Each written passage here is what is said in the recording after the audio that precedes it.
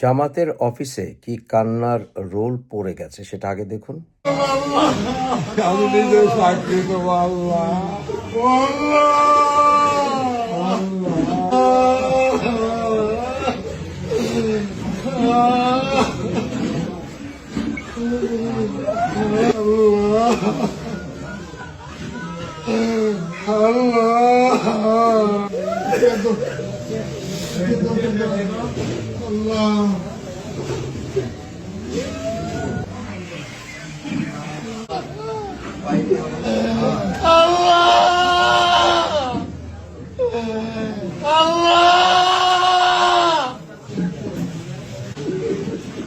জামাতের অফিসে কি কান্নার রোল পড়ে গেছে সেটা আগে দেখুন। ওখানে কান্নার রোল পড়বে না কেন? এমনভাবে কান্না করছে যেন মা মারা গেছে। এই কান্নার কারণ কি? কারণ জামাত সর্বপ্রকার চেষ্টা করেছে, তাদের কেবলা বদলিয়ে তারা পাকিস্তান থেকে তুরস্কের দিকে দিয়েছে। এরপর তারা শেখ হাসিনার পতনের সময় বিভিন্ন উগ্রবাদী নিষিদ্ধ সংগঠনের সাথেও গোপনে আঁতাত করেছে, যার প্রমাণ ৩২ নম্বর ভাঙার সময় আমরা সেই সাদা পতাকা ওড়ানোর মধ্য দিয়ে বুঝতে পেরেছিলাম। এরপরে জামাত তাদের বট বাহিনী তৈরি করেছে। বট বাহিনী তৈরি করে বিভিন্ন পেজ, বিভিন্ন ফেক আইডি করে তারা মানুষজনকে হ্যারাস করেছে কন্টিনিউয়াসলি। তারপর তারা ইল্লু পিঙ্কুকে হায়ার করেছে। আমি আপনাদের বলেছিলাম গত ১.৫ বছর আগেই যে ইল্লু পিঙ্কু মূলত জামাতের উদ্দেশ্য চরিতার্থ করবে এবং ঠিক সময়ে যখন বিএনপির ভিতরে দ্বন্দ্ব দেখা দিবে অথবা বিএনপির সাথে সংঘর্ষের সময় আসবে জামাতের, তখন তারা জামাতের দিকে ধাবিত হবে এবং বিএনপিকে পচানোর চেষ্টা করবে। তারা তাই করেছে।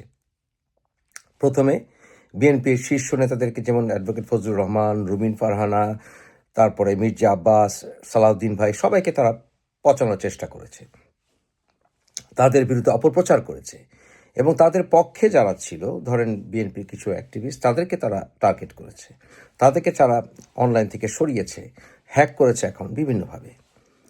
এরপর তারা তারেক রহমানের বিরুদ্ধেও বলা শুরু করেছে। তারেকের আমি সমালোচনা করেছি, কিন্তু যখন দলের একেবারে ভয়ঙ্কর সময় এসে দাঁড়িয়েছে যে স্বাধীনতা বিরোধীরা ক্ষমতা নিয়ে নিতে পারে, তখন আমি ঠিকই আবার বলেছি যে তারেককে প্রাইম মিনিস্টার হতে দেওয়া হোক। কারণ ব্যক্তির চেয়ে দল বড়, দলের চেয়ে দেশ যেমন বড়, ঠিক একইভাবে দল যদি বিপদে পড়ে তাহলে ব্যক্তির সাথে সমস্যা হলেও দলের পাশে দাঁড়াতে হবে জাতীয় স্বার্থে। এবং আমি বিএনপির পাশে দাঁড়িয়েছি। অ্যাডভোকেট ফজলুর রহমান, সালাউদ্দিন ভাই, মির্জা আব্বাস, রুমিন ফারহানা, সবার পক্ষে আমি ক্যাম্পেইন করেছি এবং জামাতের সাথে কখনো কম্প্রোমাইজ করি নাই। এরপর জামাত তাদের যে সকল অ্যাক্টিভিস্ট, তাদেরকে দিয়ে তারা বিভিন্ন অঙ্গ সংগঠনের নামে নতুন নতুন সংগঠন করেছে। আমি আপনাদের বলেছি এনসিপি, এপি পার্টি, এগুলি সবই জামাতের এই টিম, বি টিম। এরা সবের ব্যাকগ্রাউন্ড, এদের প্রতিষ্ঠার পিছনে ইতিহাস ঘাটলে আপনি তাই পাবেন। এটা আবার কিছু কিছু এনসিপির অ্যাক্টিভিস্টরা বুঝে তারা এনসিপি থেকে সরে এসছে, যেমন তাসলিম যারা, ওরা সরে গেছে। কিন্তু এগুলোর ইতিহাস বুঝতে হবে আপনার। প্রথমে এই গ্রুপগুলো প্রথমে সোশ্যাল প্রেশার গ্রুপ, এরপর তারা রাজনৈতিক গ্রুপে পরিণত হয়। এরপর তারা ভয় দেখিয়েছে সাধারণ মানুষদেরকে। আওয়ামী লীগকে টার্গেটের চাইতে তাদের মূল উদ্দেশ্য ছিল বাংলাদেশের স্বাধীনতার মূল ভিত্তিগুলোকে আক্রমণ করা, সেকুলারিজম, তারপরে বাংলাদেশি নাগরিকদের বিভিন্ন যে সকল মরালিটি বা যে সকল সংস্কৃতি, এগুলোকে তারা টার্গেট করেছে। যে বাংলাদেশের বাঙালি সংস্কৃতিকে তারা বহু আগে থেকেই স্লোলি টার্গেট করেছে। যেমন ধরুন নববর্ষের অনুষ্ঠান হারাম, তারপরে আপনার কপালে আপনার যে ফোঁটা দেয় আমরা, আমাদের মেয়েরা দিত টিপ, এটা হারাম। তারপরে বিভিন্নভাবে আমাদের সংস্কৃতি কর্মীদেরকে আক্রমণ করা, কিছু হলেই ভারতের দোসর, এগুলি বলে আক্রমণ করা। এটা জামাত প্রত্যক্ষ পরোক্ষভাবে তাদের অঙ্গ সংগঠন এবং কর্মীদেরকে দিয়ে, বিশেষ করে বট বাহিনী দিয়ে বহু বছর করে আসছে। এরপর তারা আওয়ামী লীগকে টার্গেট করার নামে আওয়ামী লীগের নেতাদের বিচার চাওয়ার চাইতে আওয়ামী লীগ দলটাকে নিষিদ্ধের ব্যাপারে তারা মূল টার্গেট করেছে। কারণ আওয়ামী লীগকে সরিয়ে দিলে বাংলাদেশের স্বাধীনতাকে আক্রমণ করে তাদের মূল টার্গেট। কিন্তু আমি বলেছি যে জিয়াউর রহমানের আদর্শ ছিল বহুদলীয় গণতন্ত্র। সুতরাং বহুদলীয় গণতন্ত্রে কোনো দলকে নিষিদ্ধ করা এটা বিএনপির আইডিওলজি হতে পারে না। এরপর তারা তাদের ভোটের টার্গেট করে তারা বিভিন্ন পেজ খুলেছে এবং তারা তাদের বিভিন্ন অ্যাক্টিভিস্টদেরকে, যেহেতু তারা রেজিমেন্টের দল, তারা এক জায়গা থেকে আরেক জায়গায় স্থানান্তর করে ভোট মেকানিজম করেছে, প্রবাসী ভোট তারা দখল করার চেষ্টা করেছে, বিভিন্ন শিক্ষা প্রতিষ্ঠানে তারা শিক্ষকদেরকে নিয়োগ করে, তাদের দলের মতের শিক্ষকদের নিয়োগ করে তারা ভোট ডাকাতির পরিকল্পনা করেছে।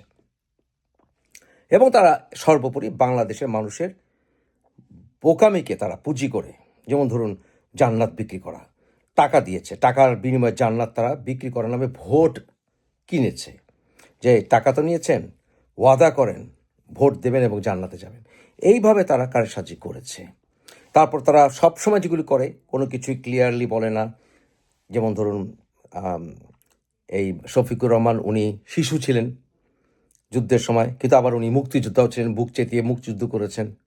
আবার উনি আপনার ৭১-এর কথা ডাইরেক্টলি না বলে ৪৮ সাল থেকে সমস্ত গুনাহ, সমস্ত অন্যায় আমাদের মাফ করে দিয়েন, এসব কথা বলেছেন। আবার মতিউর রহমান নিজামী, আলী হাসান মুজাহিদ, তারপরে আপনার ওই গোলাম আজম, এদেরকে আবার হিরো বানিয়েছে।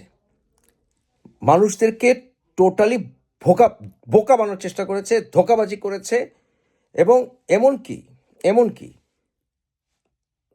ওই তাদের বিশাল প্যান্ডেল টাঙিয়ে তারা গণজমায়েত করতে গিয়ে ওখানে শফিকুর রহমান ধাপ করে বসেও পড়েছেন হার্ট অ্যাটাকের ভঙ্গি করে। সর্বপ্রকার চেষ্টা করেছে তারা ক্ষমতা নেওয়ার। এমনকি কয়েকজন শীর্ষ জামাতের নেতা আমাকে বলেছিলেন, নাম বললাম না তাদের নিজস্ব ইজ্জতের কারণে, যে যদি তারা বুঝে ভোট দেওয়ার সময় যে তারা হেরে যাচ্ছে, তখন তারা বিএনপি নেতাকর্মীদেরকে ধরে ধরে পেটাবে। এ কথা বলেছিল যে তারা বিএনপিকে জিততে দিবে না। এমনকি এখনও তারা এনসিপি দিয়ে খোঁচাখুচি করে। এনসিপির ওই নাসিরুদ্দিন পাটোয়ারি কোথা থেকে, সে ঢাকার বাইরের পোলা, সে এসে বলে যে বিএনপি দলটাকে বিলুপ্ত করে দিবে তারা। ওদিকে সার্জিস আলম বলে বিএনপির নেতারা যদি বিএনপির ছেলেদেরকে নিয়ন্ত্রণ না করে তাহলে ওরা নিয়ন্ত্রণ করে দেখাই দিবে। থ্রেট, তারা বিভিন্ন সংবাদ মাধ্যমকে তারা থ্রেট দিয়ে আসছে। মব করা তাদের একটা ওয়েপন হিসেবে ব্যবহার করেছে। তারা কয়েক হাজার কর্মীদেরকে পয়সা দিয়ে কিনে ওই ইল্লু পিঙ্কুকি দিয়ে তারা আক্রমণ করিয়েছে।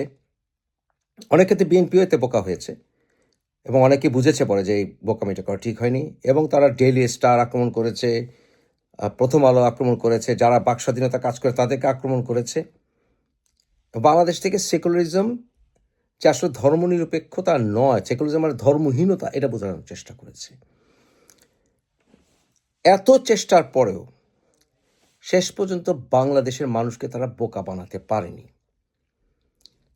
তারা যে সিটগুলো পেয়েছে বিএনপির 3 ভাগের 1 ভাগ, কিন্তু আরও কম তাদের সিট। যেহেতু আওয়ামী লীগ নাই, আওয়ামী লীগ যদি ইলেকশনে থাকতো এবং বিএনপি আওয়ামী লীগ একসাথে রাজনীতি করতো, ইলেকশন করতো, তাহলে মূল দুটো দল সবই নিয়ে নিত, ওরা আবার ঘুরে ফিরে 7-8% পেত ভোট।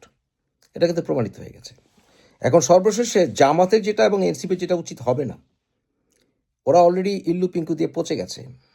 এ সকল তুলকালাম কাণ্ড করে তারা পচে গেছে এবং এদের তুলকালাম কাণ্ডকে সবসময় জামাত সামহাও ক্লিন স্লেট দিয়ে গেছে। ওদের পাশে ছিল জামাত সবসময়, দেখবেন সমস্ত রেকর্ড যদি ঘাটেন 1.5 বছর দেখবেন জামাত ওদের পাশে সবসময় ওদেরকে ক্লিন স্লেট দিয়ে গেছে। হাসনাত আবদুল্লাহকে হাসপাতালে দেখতে যাওয়া থেকে শুরু করে নানানভাবে জামাত ওদের পাশে ছিল, কারণ জামাতের বি টিম। কিন্তু জামাতের উচিত হবে না বিএনপিকে খেপানো, কারণ জামাত যদি বিএনপিকে খেপায়, এখনও বিএনপি তারেক রহমানের বিভিন্ন কথা দিয়ে এবং অন্য নেতাদের কথা দিয়ে বোঝা যাচ্ছে যে এরা বিএনপি যে এখন বুঝে যে আওয়ামী লীগকে তারা খারাপ বললেও জামাত যে কত বড় শয়তান এটা বিএনপি বুঝে গেছে খুব ভালো করে, যেদের সঙ্গে রাজনীতি করা যায় না। কিন্তু বিএনপি আওয়ামী লীগকে রাজনীতিতে ফিরিয়ে নিয়ে আসবে যে কোনোভাবে হোক, তাদের যারা অন্যায় করছে তাদের শাস্তি হোক, কিন্তু আওয়ামী লীগের রাজনীতি ফিরে আসুক, এটা বিএনপি চায়, যেটা বিএনপি আগেও জিয়া রহমান আমলে করেছিলেন। কারণ আওয়ামী লীগের রাজনীতিতে সামহাও কোনো না কোনো রূপে ফিরিয়ে না আনলে এই সন্ত্রাসী গ্রুপ আরও বড় হবে এবং এরা এই জামাতিরা তখন চেষ্টা করবে ওই আওয়ামী লীগের সঙ্গে আবার জোট করে কিছু একটা দুর্ঘটনা ঘটাতে এবং আওয়ামী লীগের নেতাদেরকে ভরকাতে। তাই জামাতকে আরও দুর্বল করতে হলে বিএনপি আওয়ামী লীগকে বাংলাদেশের রাজনৈতিক ময়দানে থাকতে হবে, তাহলে দেশে শান্তি ফিরে আসবে, মুক্তিযোদ্ধাদের প্রকৃত সম্মান আসবে, বাংলাদেশের স্বাধীনতার যে সকল কারণে আমরা যুদ্ধ করেছিলাম আমরা আবার গর্ববোধ করব বাংলাদেশি হিসাবে। কারণ আমাদের স্বাধীনতার সমস্ত ইতিহাসকে এরা বিকৃত করার চেষ্টায় অনেক দিন ধরে লিপ্ত হয়ে আছে। তা আমি বলবো এনসিপি জামাত, এনসিপি তো রাজনৈতিকভাবে শেষই হয়ে গেছে, জাতীয় পার্টিও শেষ হয়ে গেছে, তবে আমি বলবো এনসিপি এবং জামাত, বিশেষ করে জামাতকে বিশ্বাস করা যায় না। জামাত বিএনপিকে রাগানো ঠিক হবে না, তাহলে জামাতের রাজনীতি, যদি তারা রাজনীতি করতে চায় তাহলে তাদের রাজনীতি শেষ হয়ে যাবে যদি বিএনপিকে আরও খেপায়। কারণ বিএনপি জাস্ট সিম্পলি আওয়ামী লীগের রাজনীতিতে ফিরিয়ে আনলেই এবার বিএনপি আওয়ামী লীগ মিলে কবর রচনা করবে এই জামাতিদের। ভালো থাকবেন, সুন্দর থাকবেন, সুস্থ থাকবেন সবাই।